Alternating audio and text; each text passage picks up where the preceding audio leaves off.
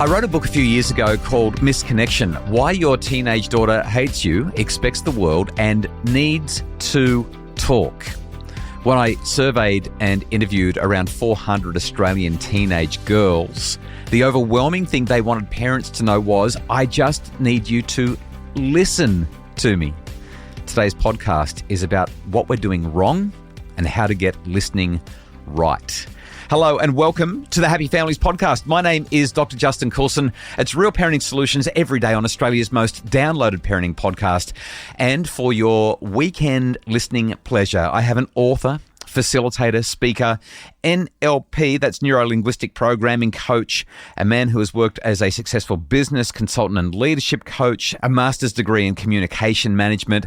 His name is Ross Judd. His book is called Listening: A Guide to Building Deeper Connections. So good to have you on the podcast today, Ross. Thank you for taking the time out. Here's my first question for you. Why listen? Why listen? Like as parents, as adults, when we're talking to people, we demand it. Our kids need it. Why listen? The short answer is because it's the only way to communicate to that person that you understand. And it's the only way to connect with them at a deep and genuine level. There's a quote that I use a lot that I got from Covey that talks about understanding, how much we crave understanding. It's the deepest hunger of the human heart. And so that ability, if we can learn to listen effectively, and part of that skill needs to be rephrasing what that person said. I call it summarising. If we learn to summarise what that person has said, we'll then demonstrate to that person that we've understood. And there's nothing they crave more. So what you're saying... See what I did there? There's the summary right away. I feel like I'm on fire already. So what you're saying is that when people feel... I mean, Stephen Covey, I think it was him that said the greatest human need is to be understood. Something like that, yeah. And what you're really saying is when we give somebody the honour of being heard, they know that they matter to us and their life is important and that we get where they're coming from. Exactly. And we're acknowledging them. Walk me through this in a really concrete way. When have you listened and seen it make a difference? There's a great example I use with my daughter. So one of the things I talk about is that this is a specific context. So the depth of listening we're talking about is not something you're going to do every day, day to day. It's too much. So you will need to look for the signs for, is this a little bit different? Is there a need here that I can satisfy? And I had a situation like that with my daughter where she started hanging around in the doorway to my office, and that was unusual behaviour. And that's important to notice. She normally would just wander in. She was about 10 years old at the time. So I got out of my chair, sat on the floor because I didn't want to be at my desk. And she did the same. She came and sat opposite me, and we looked at each other, and I was determined not to make any of our normal mistakes, which is to take over the conversation and start talking. So I just waited, and she eventually started talking. And my objective is to let her talk and get to the point where I can summarise. And the rule I have is try not to change the direction of this conversation. So I just encouraged her with phrases like, tell me more. Okay, what else? Whatever, something along those lines. And she eventually started talking about kids at school that, in her words, were being mean to her. And my brain went nuts. I had all sorts of things in my head about bullying, about stuff that had happened to me when I was at school, all kinds of stuff. But I stayed with her. Now, I'll cut this story short. That took a while, and I summarised what she was saying. And she eventually got to a point where she asked for some suggestions with that issue. So I gave her a couple of suggestions. Have you thought about making other friends? Do you think you should talk to the teachers? Have you confronted them about what they're doing? And she'd done all of those things.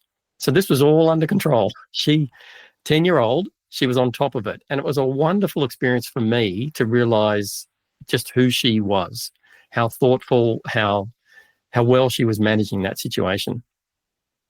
In those suggestions, I've kind of ran out of ideas. And she was still asking for suggestions, and I'm kind of looking at her and I thought, okay, well, I've run out of ideas, and so what I do in that situation is I defer to somebody who's smarter than me. So let's ask your mum what she thinks. And that got a really bad reaction. She said, no, please don't tell mum. Please don't tell mum about this.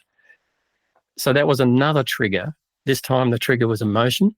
that, okay, there's something serious going on here. And it helped me realize that that opening conversation about school that she had under control wasn't the thing that had caused her to hang around my doorway. It was now this conversation.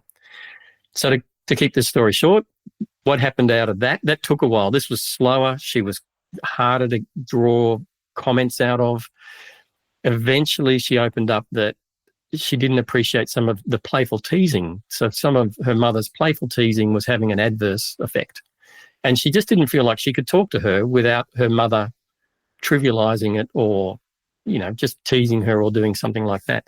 And of course, I knew that was wrong. She absolutely could talk to her mother, but I couldn't say that, didn't want to disagree, didn't want to take it off course. Eventually, she got to a point where she asked me what I thought she should do about that situation. And we worked through a process where eventually I went and shared the feedback with her mum. Her mum was in the bedroom down the hall. And as I got there, Emily had followed me down the passageway. And anyway, they ended up reuniting and, it was a wonderful connection that was reborn between the two of them. And it lasts to this day and they're thick as thieves. And the daughter I'm talking about is now in her mid-20s. So this is a while ago this story occurred. But a couple of points to take out of that story, and they're points that I'm trying to emphasize in this book. First is that when somebody needs to talk, needs to be heard, needs to be understood, they will give you some kind of clue. So in this case, it was unusual behaviour. It might be emotion. It might be something else. You're not doing this with strangers. You're doing this with people that you know, and you'll be able to tell. So you'll be able to tell that this is a bit different. Then one of the rules is, in this situation, they never tell you the real issue. So if you take the conversation off course, you'll get, basically, if you dive into that first issue, do all of our classic mistakes, you're going to miss that deeper issue that they are desperate to talk to you about. And so this idea of listening in a deep and meaningful way in those moments, we're not doing this all the time. We'll do this whenever we see the opportunity, which might only be once or twice a year. It might just be once a month. If it happened once a month, it would be happening a lot in my experience. So, and the point of that story is then when you get to that deeper issue, you create a connection that's just wonderful. Absolutely wonderful. Okay, here's what I pulled out of that. Number one, just wait. Yes. As it's so common that kids will say, "Oh, my parents aren't really great at listening. They're really great at hearing me say something and then telling me what to do, or really great at talking." Something that you said was that you let her guide the conversation. I'm using my words, not yours. There's a phrase that I will use when I'm talking to parents about this, and that is that we should take the ride, not the wheel. She's the one that's steering it. She's the one that's determining where to go. Our job is to sit in the passenger seat and let them drive, because they will eventually drive us to the destination that of their choosing, the one that they really need to get to in their own time. And the third thing, actually, there were two other things that I picked up as I was listening to your story, Ross. The first is that the answers are inside the kids. She'd already figured out all the answers to the initial issue, but even that second issue, as you worked with her, she became willing to, number one, listen to you, but number two, figure out for herself what felt right, which did mean going to her mum. But ultimately, this idea that you've come back to a couple of times, often when there's a big thing going on, our children will disguise it. They'll hide it. It might be hidden in behaviour. It might be hidden in false stories. It might be hidden in I'm tired or I just want to play on my phone. But there's that underlying issue. And I don't quite remember the words you used, but I encourage parents to simply say, okay, is there anything else you want to chat about? Is there anything else you want to tell me? Because, wow, there's always that thing there. But listening to what you said as well, not everything needs to be emotion coached. One of the things that I see happening with the gentle parenting craze that has swept across families over the last few years is this feeling that every time a child has an emotion, we need to get down and try to unpack and therapeutically address everything that's happening in their lives. And sometimes it's okay as a parent to say, come on, let's just go. Like, you don't have to do this all the time. I totally agree. And it's hard for parents. When that child is born, they are completely dependent on you. So you are all things to that individual. And then there's a whole process they're going to go through as they evolve and become their own person. And I think one of the challenges for parents is to be absolutely enthralled by that. Like, I would encourage parents to look for that. I love that word. Learn about them. And these conversations are the best way to learn about them. I learned so much in that example about my daughter and just how capable and assured and, how wonderful she is. But it's hard because, I want to be we're in control of just about every aspect of their life early in their life, and then we're giving up that control. But the idea is we're creating a human being, and we should be absolutely fascinated by that human being because they're just amazing.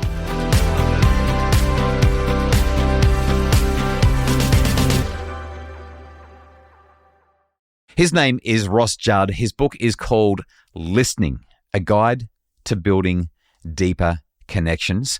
Let's talk about the biggest mistakes parents make when it comes to listening. We've already sort of addressed several of them, and you just raised another one as you talked about control.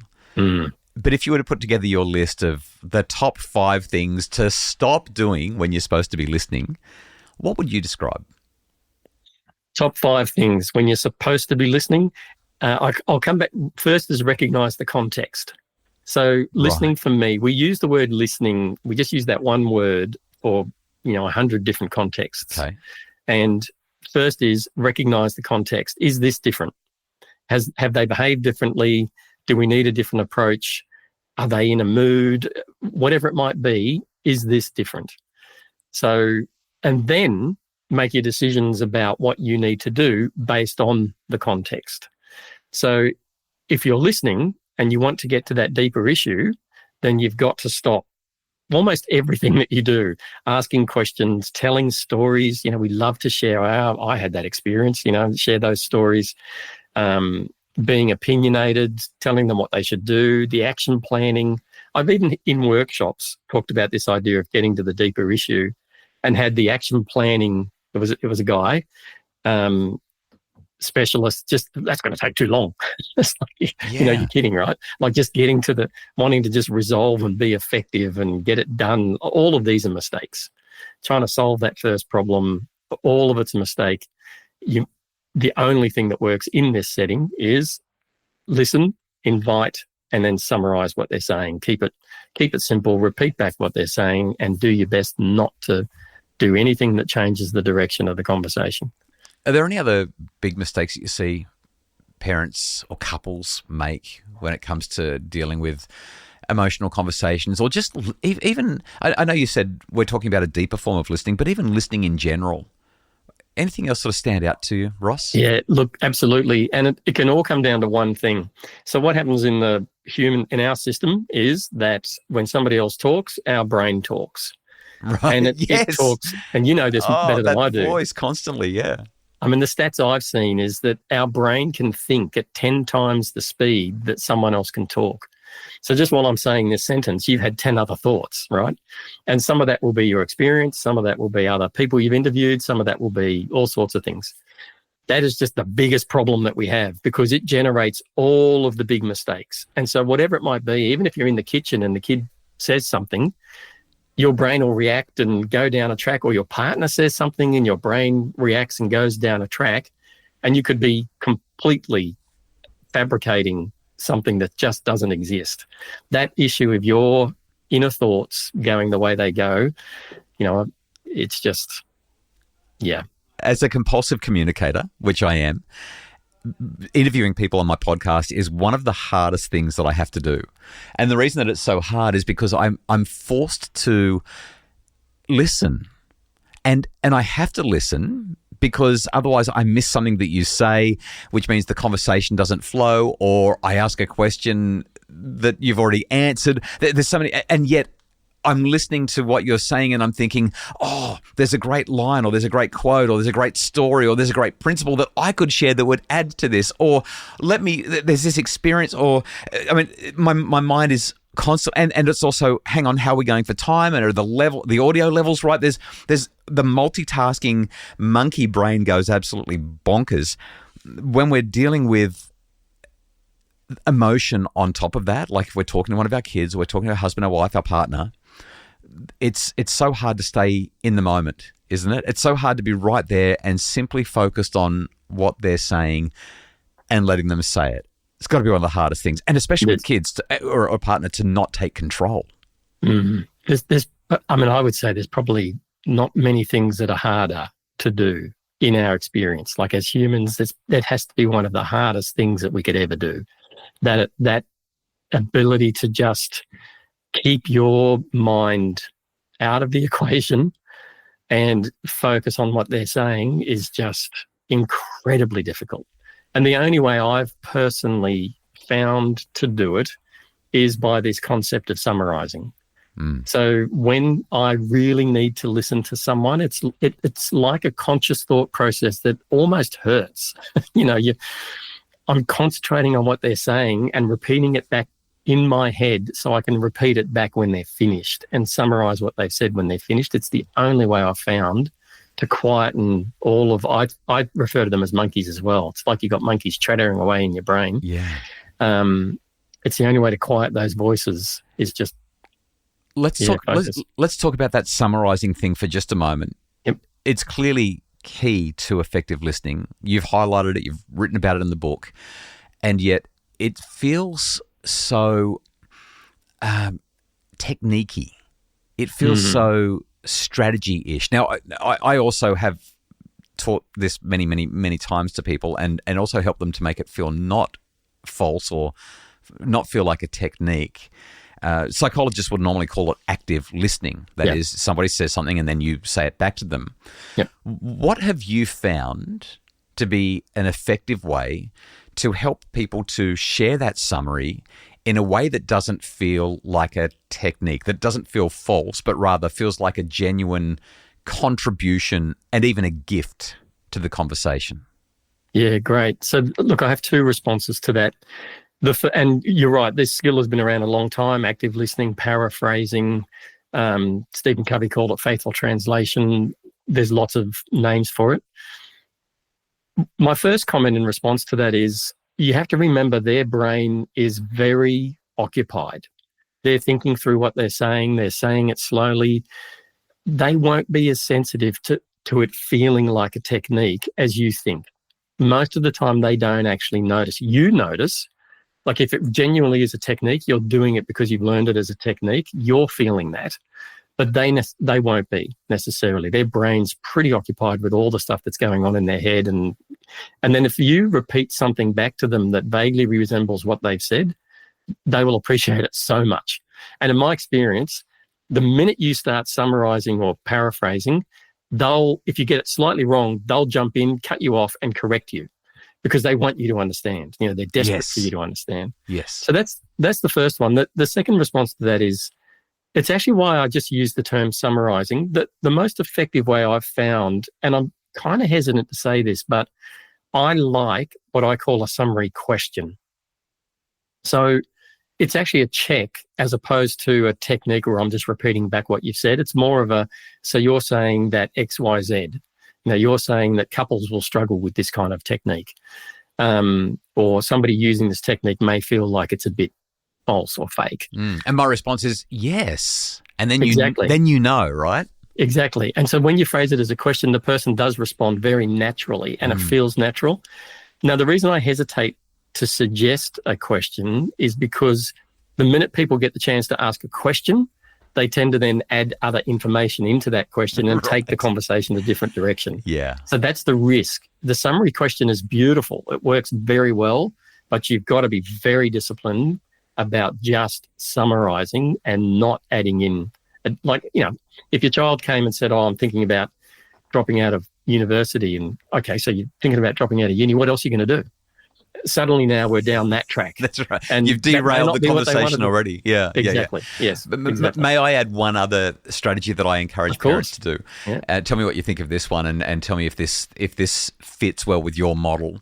I encourage parents to say what they see, which is shorthand for essentially describing what they've just encountered. So if we go to the I want to drop out of school situation, I'm going to look at my child and say, it sounds like school's really frustrating for you at the moment. Or it sounds like you've had enough of this environment and you'd rather be anywhere but there. And so I'm saying what I'm seeing. If I walk into the room and the kids are fighting, I'm going to walk in and say, I can see two very upset children in front of me right now. And so I'm not setting boundaries. I'm not derailing. I'm just saying what I see, which is kind of it's a summary of where we are just now, and it gives the kids an opportunity to give me the feedback and tell me where they're going. How does that work for you? And is there anything that you don't like about it? So it works really well. And yeah, I would probably use a slightly different approach. For me, it's you're taking a little bit of a guess, and that Yes. may or may not be accurate. But as you said before, they always correct you if you're wrong. Correct. That's right. And so that's why it's not such a big deal. And the fact that you're there and you're engaged and you're having a guess, I emphasize that big time. Don't worry about it if you get it wrong, because they are desperate to correct you. That's right. Every time. So that example you used where, I can see that you're frustrated, I would just, if they came and said, I'm thinking about dropping out of school, I would keep it much more open. So, okay, tell me more. Tell me more. Yeah, that What are sounds you pretty thinking? rough. Yeah. I And probably then wouldn't let use it that in that conversation. context, to be honest, but I hear. Ross, let's do a lightning round. I have a handful of fun. Well, some of them are a little bit provocative and some of them are quite thoughtful questions for you. And what I'd love you to do is answer them in 1 or 2 words or sentences. Keep it really short. People really struggle with this, I'm not going to lie. But let's see how we go. What's the weirdest thing that you've learned by truly listening to someone? The weirdest thing is the way people interpret information. And sometimes I hear them answer a question and it's like, sorry, or tell me something, and I'm like, I would never have interpreted that like that. Yeah, that's not the question I asked. How did you end up there? How did you get there? Yeah. If listening was a superpower, what would be its kryptonite? Talking. Okay, I would go with tech, but I think you're probably right with talking. Between your ears and your mouth, which one do you think most people need to upgrade? The ears. I had a feeling you'd say that. Yeah. What's a sign that someone is pretending to listen but actually isn't? Looking at their phone or doing anything that's distracting, that is a distraction for them. Or if you watch them, you can just see they're busting to say something. Right. Yeah. That's a clue. They're nodding, they're going, but they're really almost jumping into your lap to talk. Yes. And that means something's triggered in their brain and they just want to say it. I hope you like this next lightning round question. This was my favourite one of all. If you could magically make everyone in the world really listen to one person for 5 minutes, who would you want them to listen to? Their partner. That's my first thought. It's their partner. Yep. What's the most dangerous phrase that indicates that someone has stopped listening? Whatever. That's a good one. I was going with, if you would just listen to me for a moment. But whatever is, there's such an awfulness to that one. How would our political landscape change if politicians were physically unable to speak until they had fully understood the other's argument? I would love that so much. I actually think at a deep level, if we listen to each other, and particularly in politics, we could find a much better solution. I actually think the political landscape would be that they would actually work towards what's best for the country rather than what's best for them and their party. Here's my last lightning round question for you. What is one sound that you wish more people would stop and truly listen to? One sound. It'd be some sort of vocal utterance, and it would be something hesitant, like a sound that just, I can't put it down to one specific sound, but something that's unusual for that person and makes it clear that they're hesitating or that they're unsure of themselves or that there's something else here. It could just be or something like that. Sorry, that's not a great answer. Ross, this is my last question for you as we discuss your book, Listening, A Guide to Building Deeper Connections. How can we listen better? If I'm a mum or a dad, a husband or a wife or a partner, listening to this podcast interview, there's already been a whole lot of really useful nuggets. But how can we listen better? I would put that in 3 steps. First one is, don't try to do it all the time. Don't try to listen better every single minute of every day. That's just late, that's just too hard. So look for and recognize the moments. Look for those special moments when you can tell there's a deeper issue. There's a whole chapter dedicated to explaining what they are, and there's lots of clues and hints that people give you And the most common one is either emotion or that they're behaving in an unusual way. Second one is then when you engage in that moment, just engage. Just be quiet, shut up, let them talk, and just use neutral, tell me more. And then when they start talking, summarize. That would be it for me. 3 simple steps. Recognize this is a moment when I can do something different and really connect.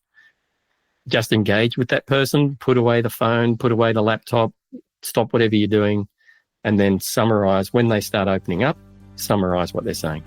Ross Judd, the author of Listening, A Guide to Building Deeper Connections. It's been a pleasure listening to you today on the Happy Families podcast. Thank you. It's been awesome. If you'd like more information about Ross's book, Listening, we will link to it in the show notes. The Happy Families podcast is produced by Justin Ruan from Bridge Media. If you'd like more information and more resources to make your family happier, check out Ross's book or visit happyfamilies.com.au.